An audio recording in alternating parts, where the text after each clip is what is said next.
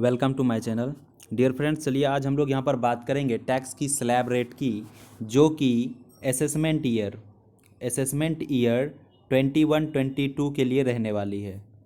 तो यहाँ पर टैक्स का जो स्लैब रेट है वो दो भागों में बांटा गया है। एक एग्जिस्टिंग यानी कि ओल्ड वाला जो हम लोग का था, और एक न्यू रेजिम।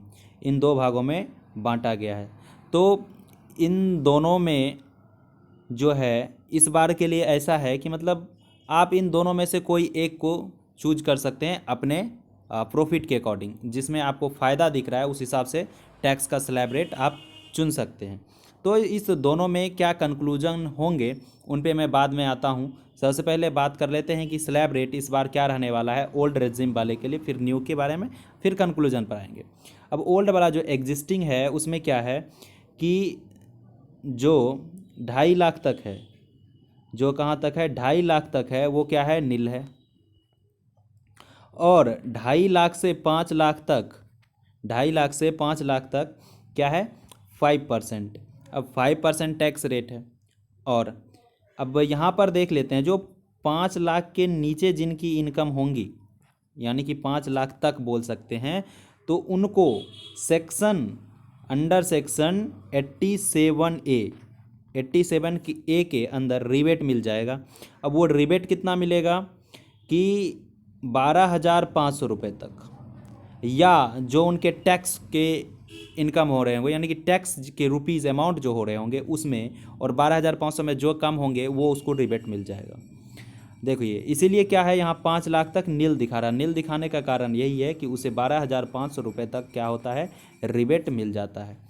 अब आगे बात कर लेते हैं आगे बात करते हैं कि 5 लाख कहाँ, 5 लाख से 10 लाख कहाँ तक, 5 लाख से 10 लाख तक क्या होंगे 20%।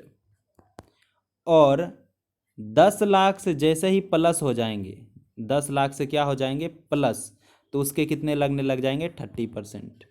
ये तो हमारा हो गया सिटीजन के लिए जिनकी एज बिलो 60 है।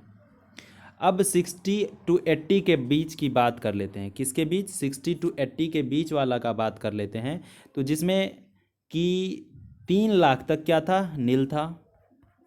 अब 3 लाख से 5 लाख तक 5% लगते थे, जिनमें इसमें भी वही है कि 12,500 रिबेट है, रिबेट का फ़ायदा उठाएंगे तो इसे भी क्या हो जाएंगे 5 लाख तक, यानी कि अमाउंट जो होंगे वो नील हो जाएंगे।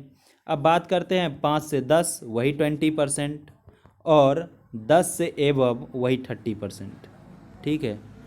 अब बात कर लेते हैं जो हमारा सुपर सीनियर सिटीजन है, यानी कि 80 ईयर से एबव वाले, उनके लिए क्या है सीधे सीधे 5 लाख तक नील।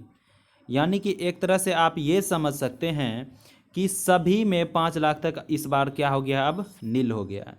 अब 5 से ऊपर बात करते हैं, 5 से 10, इसमें भी कितने परसेंट है 20%। ठीक है। अब 10 लाख से ऊपर जो कमा रहे हैं उसके लिए क्या है 30%। ये था हमारा ओल्ड रेजिम, जिसमें मैंने सारे परसेंटेज की बात कर ली। अब न्यू रेजिम की अगर बात करते हैं तो इसमें क्या है 2.5 लाख बढ़ते गया है।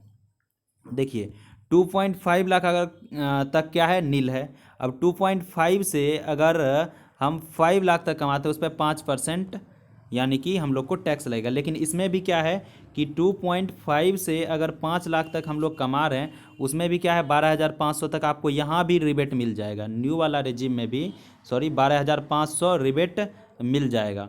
अब आगे बात करते हैं, जैसे कि 2.5 से 5 तक 5% था, और 5%, और 5 उसमें रिबेट भी मिल गया था। अब बात करते हैं 5 से 7.5। देखिए यहाँ पर है ना 5 से 7.5 तक कितना है 10%। अब 7.5 से 10 लाख तक 15%। ठीक है। अब 10 लाख से 12.5 लाख 20%। अब 12.5 लाख से 15 लाख 25%। और 15 लाख से ऊपर जैसे जाएंगे 30%। ये है हमारा न्यू का टैक्स स्लैब रेट। अब यहाँ पर एक चीज़ आप सोच रहे होंगे, यहाँ पर टैक्स का परसेंटेज हमें कम लग रहा है, तो यहाँ पे कम टैक्स लगेगा, क्यों ना मैं इसे अपना लूँ। जब चुनने की ही बात है। लेकिन कंक्लूजन ये है ना, आपको जो भी 80C से 80U ये वाली डिडक्शन मिलते थे इन्वेस्टमेंट वगैरह के, वो आपको न्यू रेजिम में नहीं मिलेंगे। ठीक है, यही तो एक है जिस वजह से लोग क्या कर रहे हैं, जो भी इन्वेस्टमेंट वगैरह कर रहे हैं ना, वो जो एग्जिस्टिंग टैक्स स्लैब रेट है पहले का उसे ही अपना रहे हैं। लेकिन जो व्यक्ति इन्वेस्टमेंट वगैरह नहीं करते हैं उनके लिए न्यू टैक्स रेजीम अच्छा है, फ़ायदेमंद है। ठीक है, क्योंकि उसके परसेंटेज टैक्स के कम लग रहे हैं। तो ये इसका कंक्लूजन है। अगर आप इन्वेस्टमेंट वगैरह करते हैं, यानी कि 1.5 लाख तक होता है ना, अब उसमें इन्वेस्टमेंट वगैरह करते हैं, तो आप ये वाला टैक्स स्लैब रेट अपनाइए। और जो 80C का मैंने बात किया था वो 1.5 लाख जो था, जो भी डिडक्शन है वो अगर इन्वेस्टमेंट वगैरह कर रहे हैं तो आप ये वाला, और अगर कुछ नहीं कर रहे हैं तो ये वाला टैक्स स्लैब रेट अपनाइए। बेसिकली यही था टैक्स का स्लैब रेट इस बार के लिए। Thank you so much for watching, bye.